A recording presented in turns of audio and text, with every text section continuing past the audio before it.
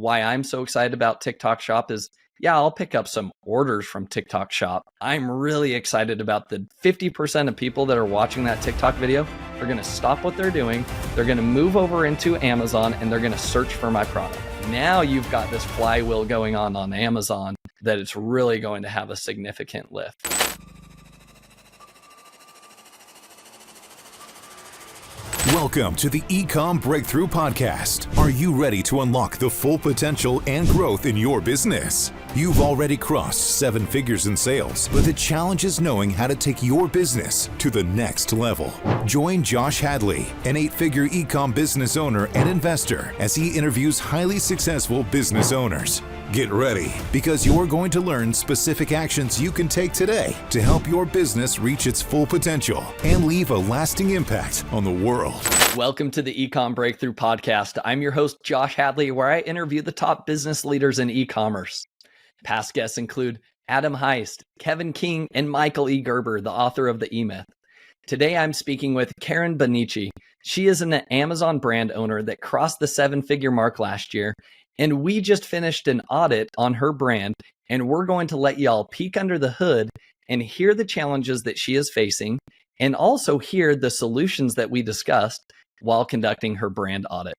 This episode is brought to you by Ecomm Breakthrough Consulting, where I help 7-figure companies grow to 8 figures and beyond. Listen, Karen, I started my business back in 2015 and grew it to an 8-figure brand in 7 years. But I made a lot of mistakes along the way that made the path of getting to 8 figures really take a lot longer than it needed to. There were times where I had to take money out of my own bank account in order to pay payroll.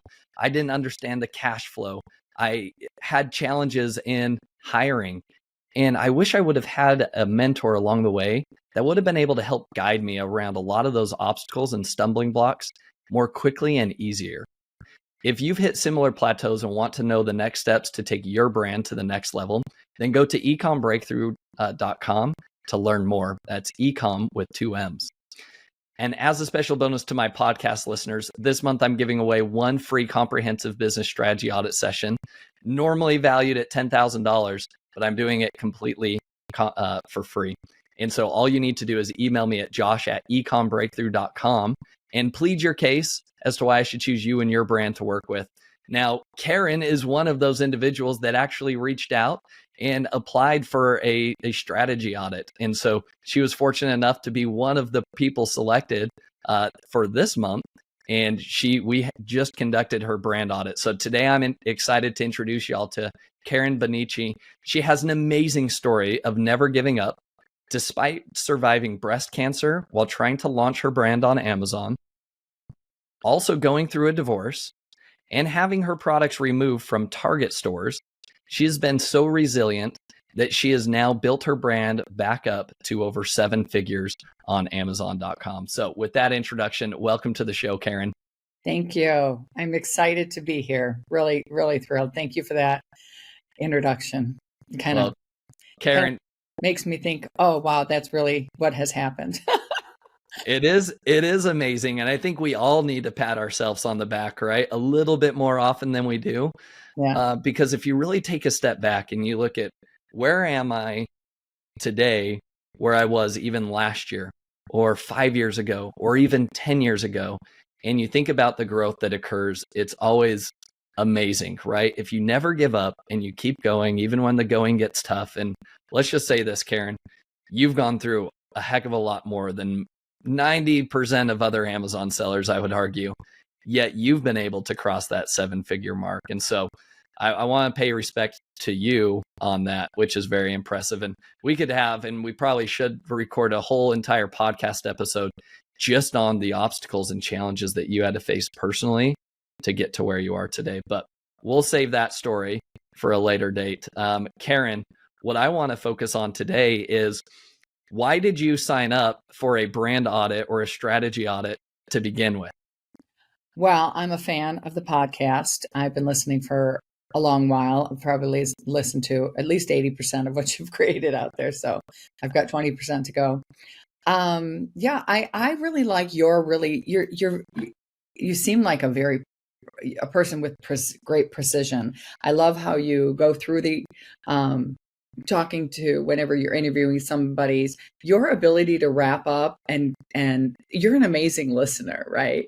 So I always feel like, wow, he definitely gathered that information and collated it and then represented it to the audience in such a strong way that is how I think you must run your business, right? So I think you're probably a really good student, and that you take the things that you learn and apply it to your business. So why, of course, I wanted to reach out to you. Awesome. Well, I appreciate that. Now, with that being said, Karen, what were some of those challenges that you were facing that you were seeking to, hopefully obtain some insight, maybe some potential solutions as you prepared for this strategy audit? Yeah. So, we have not as high a conversion as we would like to see, and not as high a conversion rate as a lot of our competitors. We're running a profitable business, thank goodness, but there's room to grow, right? So conversion, as I kind of was telling you earlier, is like the big troublesome spot, but like everything falls beneath that, right? So we want to convert higher and reach more of an audience. I think, with our product being a unique product that stands out uniquely outside of what our competitors are doing, I think that we have challenges with that. But with the things that we talked about today, which we'll go into, I feel as though you gave us some really good ideas on just generally converting higher. So, we also have, our tacos are too high. We spend too much on advertising, and if we can boost our conversion, we can lower those tacos, hopefully, and be even more profitable than what we are. Because when it comes to profit, right, we want to grow faster, and I can grow faster the more capital I build for the company and put in place. And I always reinvest in the company, right? So, so just lowering those tacos, boosting those conversion rates, and then being able to launch new initiatives, new ideas, spend more monies in marketing, product development, improving products for our customers is definitely, our goal. So those are, I would say, the biggest two ugliest things that, but still big picture things that we're just challenged with is raising our conversion rates, getting closer to what our competitors are doing, and lowering some of our costs so that we can just reinvest back into the business. Yeah, 100%. And I think that helps. Like, I think many of our listeners are in the exact same boat that you are. And so we'll dive into like, what were the things that we talked about to help with your conversion rate? We're going to dive into that. But I also want to just tee it up. Here are some of the other things that you kind of like mentioned briefly when we first started the audit. You talked about tacos being high. You talked about not having an email list for your customers. Yeah. Okay. That you were looking for to hopefully create one, right? You were having some challenges on maybe some new designs that you launched and those weren't selling like you had hoped. Yeah. Inventory planning is a beast. And I know we didn't really dive fully into inventory planning, right? But FBA fees and product packaging, right?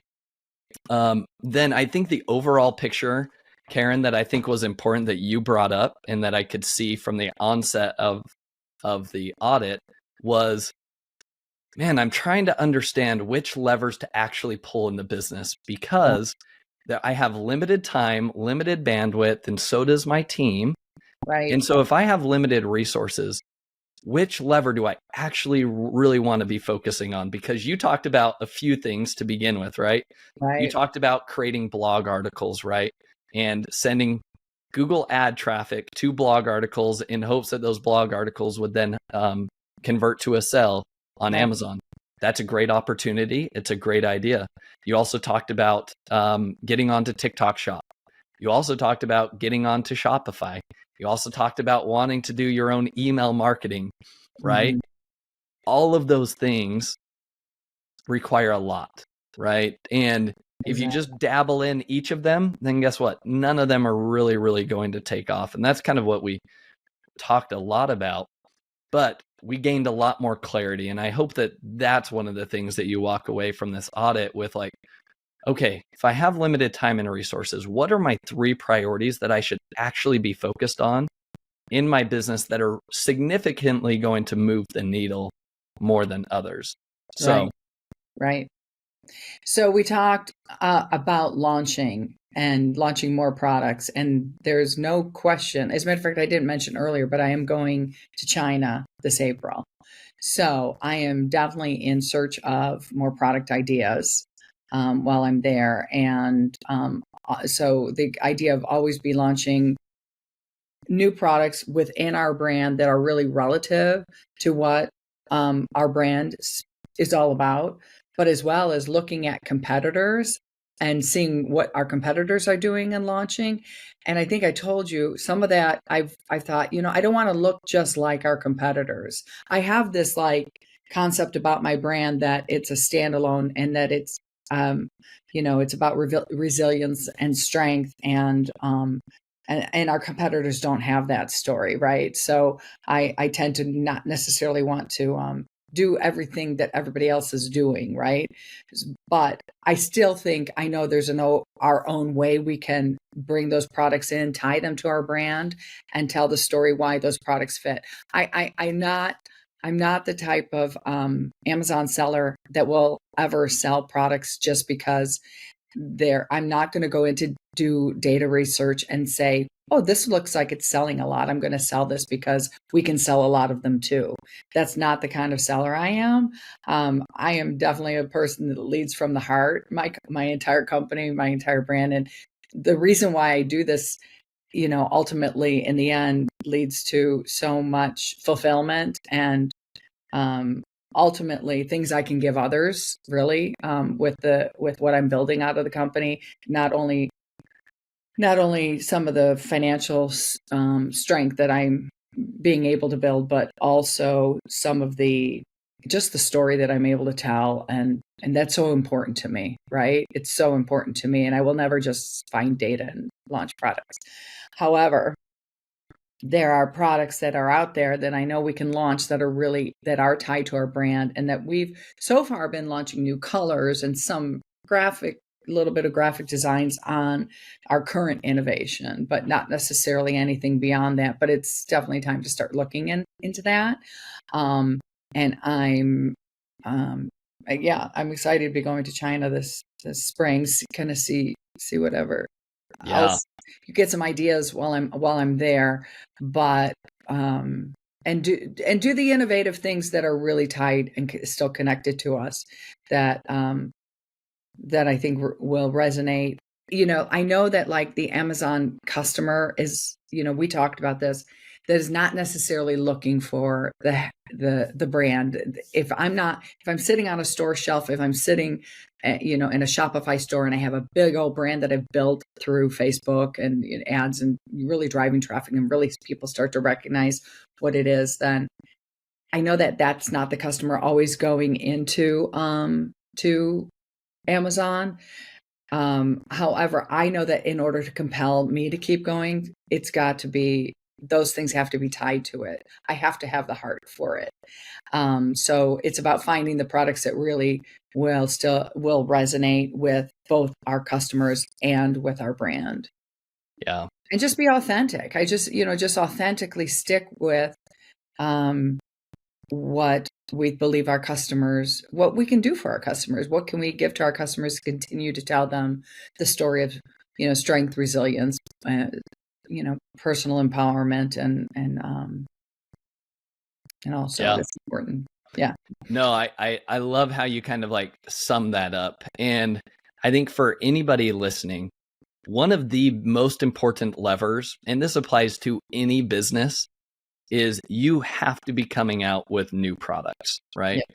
And Karen talked about she had been coming out with some variations of her current products, right? Maybe some new colors and patterns and things like that. But that can only take you so far, right? Yeah. And then being able to expand out. And in the audit, I shared with her kind of this story from Apple. When Steve Jobs wanted to launch the iPhone, guess what was trending really well? Guess what one of the best selling products was for Apple at that time before the iPhone? It was the what, Karen? It was the iPod. It was the iPod. Mm-hmm. And so Steve Jobs presents this like, hey, I want to create this iPhone, right? People said, hey, don't do that because you're gonna cannibalize all of the sales for the iPod. You are already the market leader here. Why would you go disrupt yourself? Guess what? He disrupted himself. And then arguably, I think you could say like he even expanded his reach and his market share by doing something that had even greater mass adoption and changed most of our lives because of that new technology that we hadn't had before. And so that same principle needs to apply to all business owners. If you don't disrupt yourself, yes, guess who will? Your competition. Yep. Right? So you should always be innovating. You should always be looking to expand into adjacent product categories while still staying true to your brand and your identity and your vision and the mission that you have. And that is 100% realistic on Amazon. So I think that's an important takeaway there. Karen. I agree completely. So I just want to kind of revisit and say that is the goal, because that we said, I want to tell you, Josh, that I believe that the product innovation and product launches are new, but I probably didn't mention that earlier to you, like how priority it is for me to be attaching it to our brand, albeit aware of the Amazon audience, not necessarily having that as their focus because they're just shopping for a thing. I know that they're shopping for a thing, but in order to compel it to, I think there's still a connect, right? There's that still in the background, that connect that a brand can still have a bit of presence. And I think that Amazon really recognizes brands and brands that are building stories and something that can be built upon with their customers. I don't think there's space anymore actually on Amazon for anybody not building a brand. So brand is really, really important. And then the heart of what I build is tied to the brand. So it's all tied and connected. Product development that resonates with the brand. So yeah, 100% agree with everything you just talked about there. Oh, cool. Amazon is doubling down on brands. They're giving brands more tools and more resources than they ever have before. So yes, building a brand is extremely important. But as you launch new products, you should be tying all of that in cohesively. So Karen, I would love to hear some of your other takeaways from your strategy audit and lessons learned. What were some of the epiphanies that you had that you would like to share maybe with the audience too, to help them with others that might be struggling in the same boat? Yeah. So January 1st, I put some intentions into place for the business, right? I sat down, wrote the goals and had certain plans to go. And then January started rolling around and I participated in some events and got some more ideas rolling in it. I've been trying to pull a bunch of levers. I'm like, oh, this is a lever, this is a lever, this is a lever, albeit I know that while I'm pulling all these levers, my time is being divided and I have to be cautious on all the on the choices that I make, right? And where I'm going to spend my time. My time is limited. My team's time is limited. And, it's just resources right now. We do not have an enormous budget to just blow up and invest in all these ideas. So I have actually been, and I didn't mention this earlier, I have been kind of like nervous knowing that I'm doing all this stuff and I'm going, what am I doing? Am I doing too much? Can I handle everything that I'm trying to take on? But one big lever that we had, that you and I discussed and that we planned from the beginning of the year and that I revisited when I have been attending events recently in January and as well as we're moving forward with is TikTok. We're definitely opening a TikTok shop and in the process of learning all that. Like that's a whole other platform. And that alone, I mean, I think it's like you mentioned earlier, the wild, wild west, right? And I think it's going to be easier to build there because we have than from where I was when I launched 2.5 years ago, my brand, because I have so much more e-commerce knowledge and all, but it's going to be big. It's all that alone is just like a giant lever and so much time needing to be spent right there. And, but why is that lever so important? Because I tied this back into, you have a big mission and heart for like conveying your story of resilience to others, right? Right. And so we talked about this briefly, but like, why is TikTok Shop a good lever that can also magnify your brand and your brand story?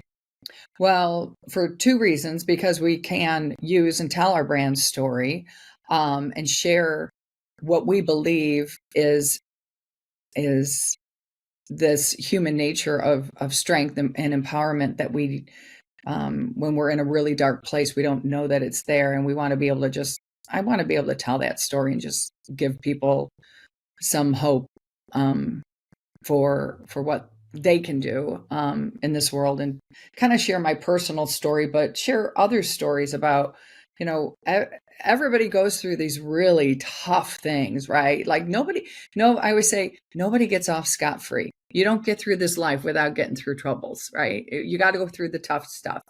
But we get to go through the good stuff too. And while you're going through the tough stuff, I always say you need to know and hold on to, that it's not going to last forever. You won't be there forever. While you're in the blessings as well, remember that, right? Know that the blessings are wonderful where you're there when you're with them, but they're not there forever either.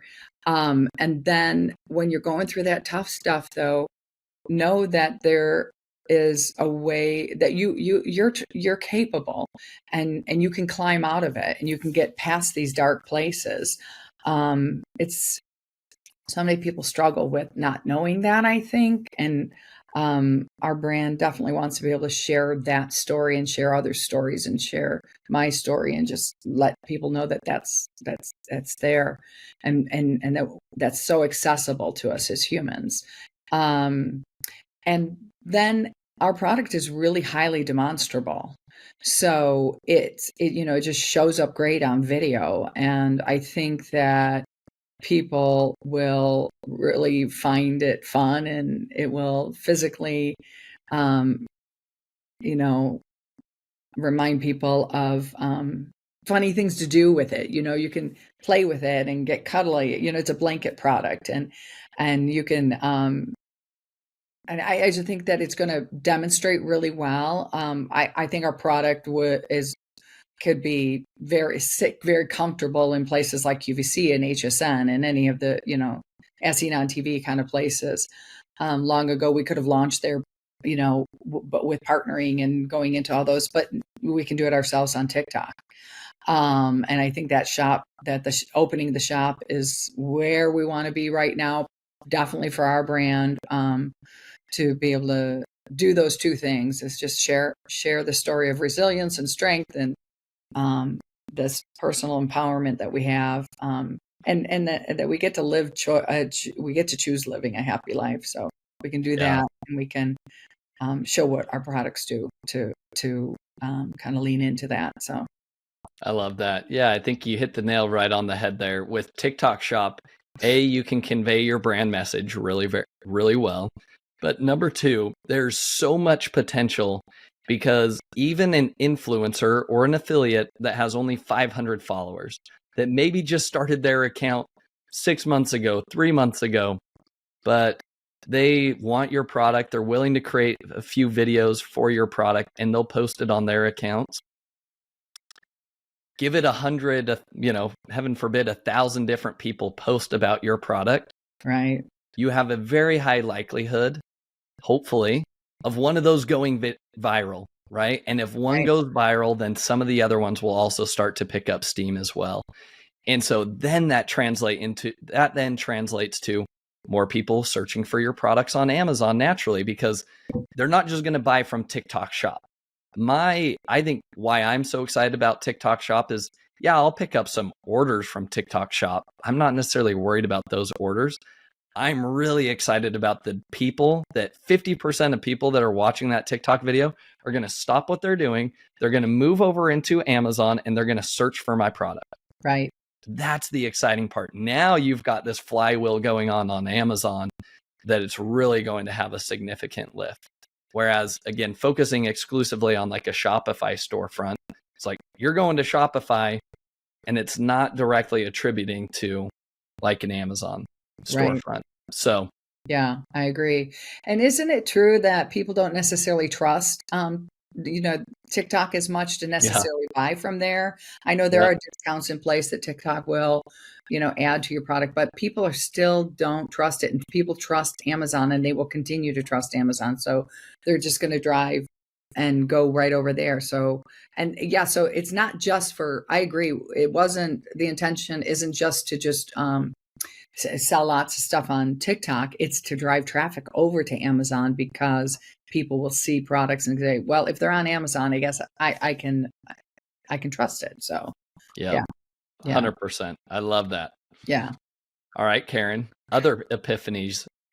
I think that I have, like I said, a lot of levers. I've been thinking this lever, we'll pull this one. We're going to keep doing all of this stuff this year. And again, I've been really nervous about these things the levers I'm pulling, and already seeing my time divided and getting a little bit anxious about that. But one of those levers has to do with driving traffic to Shopify.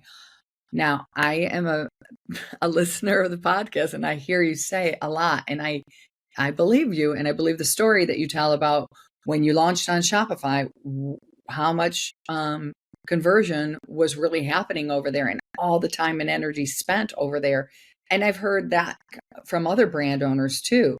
We know that Amazon has an audience, right? They're there. We know that there are people there because they're there to shop. If they're on Amazon, they're going to convert because they're, at a much higher level than any other place because they're there to shop than Facebook or Google Ads or any of that.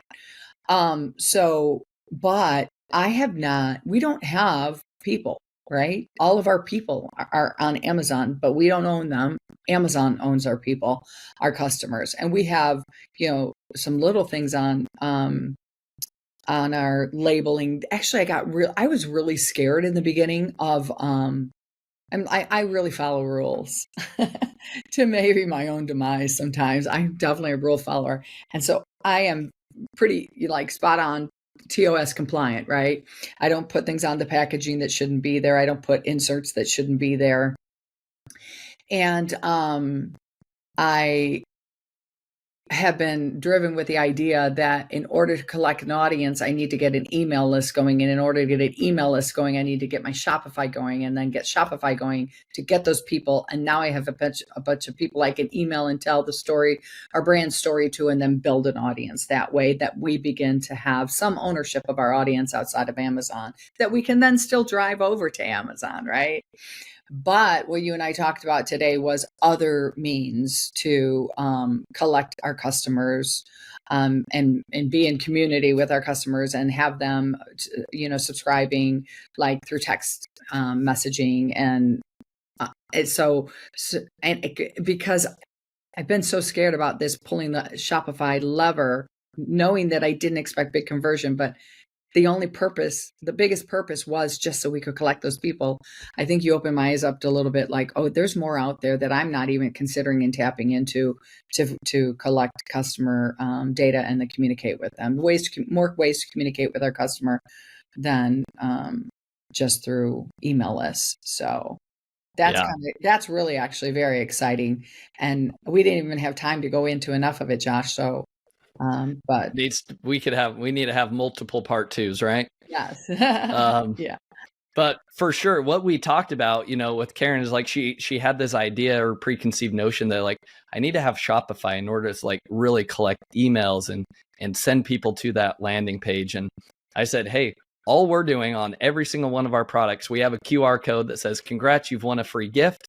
And there's a QR code that automatically pre-populates a text message that they just need to click the send button, and then bam, they are in our flow. They are now our customer. They are in our customer list. Sequentially, then obtain their email address and be able to offer more things to them. So we get them on an SMS platform. We also get them on the email platform as well. And it's just from one simple QR code, right? And so you could easily change your product packaging, just adding a QR code.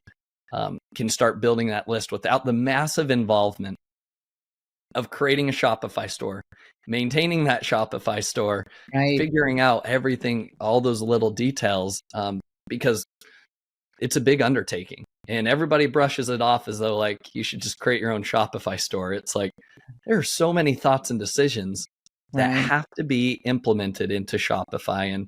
And Karen, I told you this in the audit, but just as much time and energy as you've spent on Amazon, and think of all the Amazon experts that are out there, just as much time and energy we have put into understanding Amazon, the SEO algorithm, the way we do our main images, et cetera, et cetera. Yeah. There are those people that are doing that exact same thing on Shopify and driving their traffic through Facebook, Instagram ads, YouTube ads, Google, et cetera. Right. And that in and of itself is their full-time hustle. Like they have full-time teams that are making constant tweaks to the Facebook ads, right? And they're monitoring it on an hourly basis. And so to a lot of the Amazon sellers that are bootstrap businesses and you only have a few team members, I would just advise you that if you want to have success driving traffic off of Amazon to your own website, you've got to put in the same amount of time and energy that it took you to build up Amazon to then build up your Shopify store. And is your time better spent doubling down on Amazon that's already proven to be working for you and just expanding your catalog? Or, if you do have that ambition that you want to go, crack the code to Shopify and external traffic, just know that that is another set of expertise that you are going to have to learn just as much as your expertise in Amazon. And so otherwise you need to go hire an expert that is already an expert there, right? Or maybe partner, give up equity for somebody else that has that.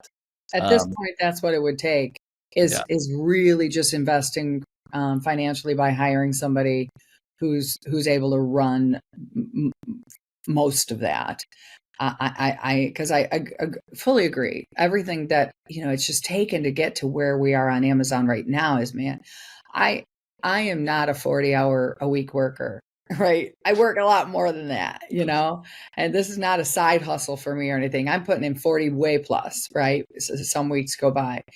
And in order to just like do the whole Shopify thing, and although we already do have our, we have a Shopify website. That's who we have our website set up through. We just aren't selling there yet. It's an easy place to build a website and get some things going, but to just really pull triggers on driving traffic there and running that whole thing as a business and driving revenue there, big deal. Big deal. I agree. Yeah, I love that. Now, Karen, as we start to wrap things up here, you talked about, conversion rate optimization is one of the leading things that you said, man, I would love to see better conversion rates. Yeah.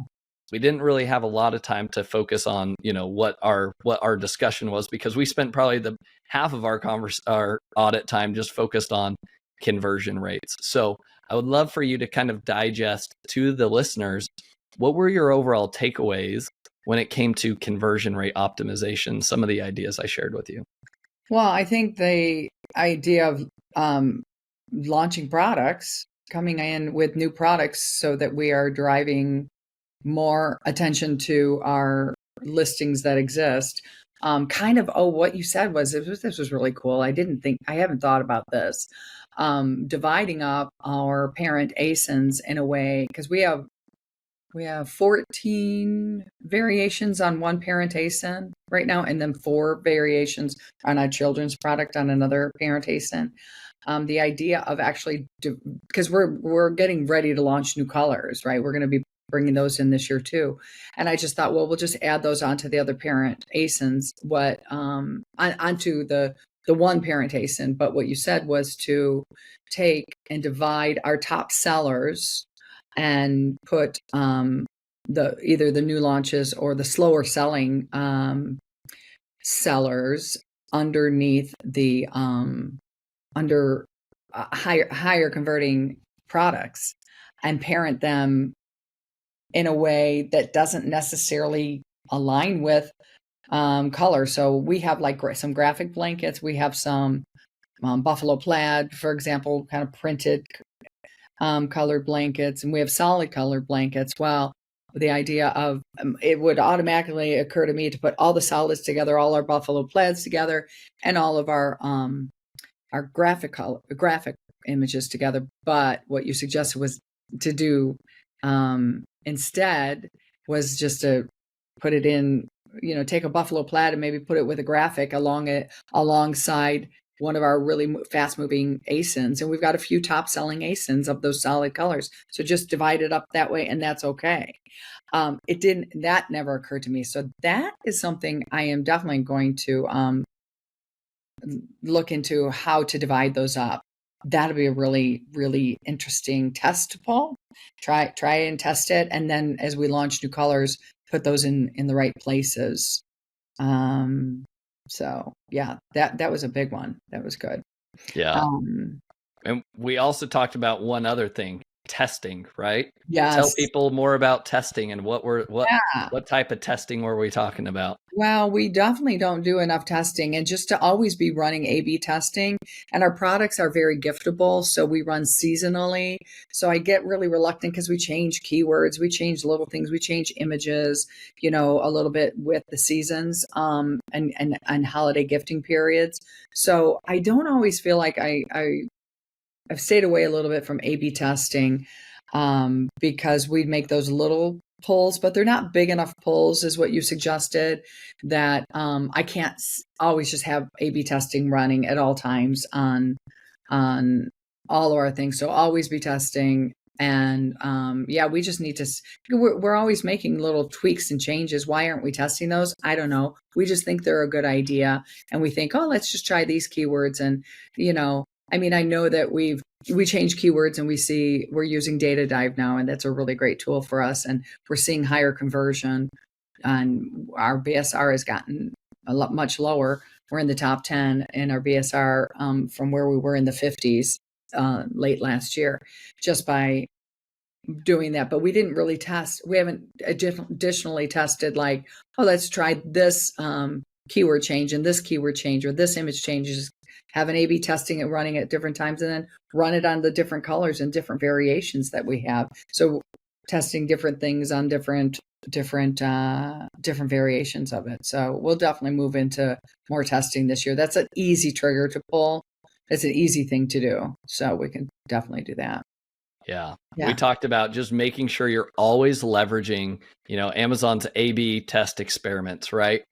Doesn't cost you anything. Right. And Amazon's only going to make the change or update if it's statistically significant. Right. So why not just always be looking to optimize your main image? Why not always be looking to optimize your secondary images, especially for your product? It's very demonstrable. People almost need to see it and almost watch a video to really understand how it works. Right. So that those secondary images are key in terms of like explaining to the customer what this product is. We also talked about using a tool, whether it be Product Pinion or PickFu or many of the others. Right. But to actually give people, hey, go to this link and record, like, what do you think about this product? What are maybe some objections before you would buy this product? Like any unanswered questions. That will help shape some of those decisions that you make to say, let's test this for the main image. Right. What about this for our secondary images? So, but long story short, always be testing, because guess what? It's those 1% improvements that will then snowball and compound and really like can look back a year from now and see that conversion rate change. But it may not be a 100% increase or 50% increase tomorrow, right? But over time it could be. Right. Yeah. I'm excited about that. Because actually over this last year, as we've been growing, we're so busy, right? And I always have the next thing to do and the next thing to do. I keep thinking we should go test. We should be testing, but now it's that's on the list. That's on the lever list. Fantastic. Things removed from the lever list, but that's being added. Good. Well, overall, Karen, what would you like to convey to our audience from this brand audit? And was it worth your time? And would you recommend other people do it, and why? Absolutely. Definitely worth my time. I really appreciate your insight, Josh. It's just like really great to have somebody from the outside, although on the inside world looking in at your brand, it's so hard. And we as Amazon sellers, we just don't have enough ability. We're all in our different places across the world, right? We don't have enough time and space to seem to have people look inside and dig deep. So yeah, I would definitely recommend it. It's like, when you're raising your own kids, you can see somebody else and go, oh, but that's what's wrong. That's what's wrong with that situation. And you should be, putting him over there instead of over there.